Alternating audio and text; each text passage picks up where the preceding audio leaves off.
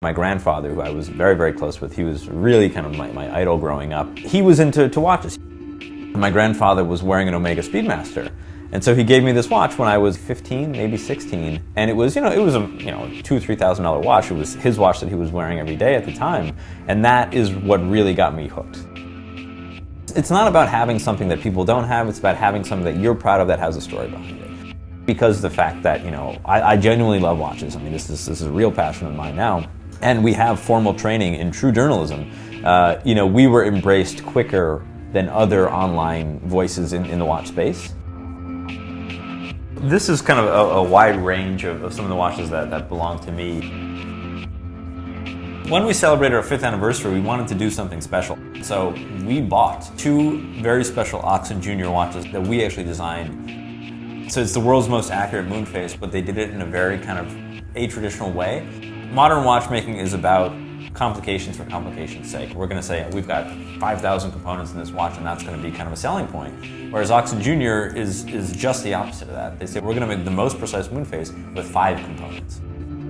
This is an interesting universal. This one's stainless steel. It's a chronograph. What I like about this one dates to 1943, so kind of the last few days of the Second World War. And this one has a telemetry scale on the dial. So if artillery shells were raining in on you, you would hear the sound. You would start your chronograph. By the time that shell would reach you, you would stop your chronograph, and using the scale, you'd be able to tell how far away the enemy was.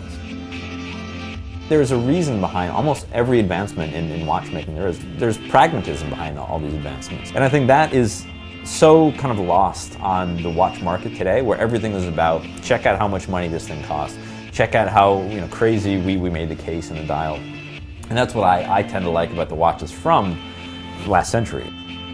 This is actually one of my favorite watches because of the story.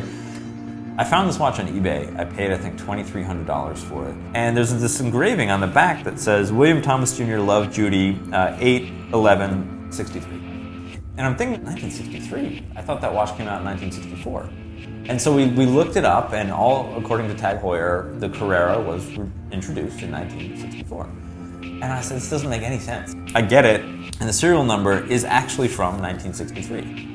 And so we said, wait a minute, this literally changes the history of Tag Heuer. They did their 40th anniversary in 2004 instead of 2003 because they really thought this watch was introduced in 1964.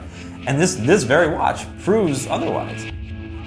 People, in my experience, at least our generation, don't care that much about the pomp and circumstance of buying something luxury.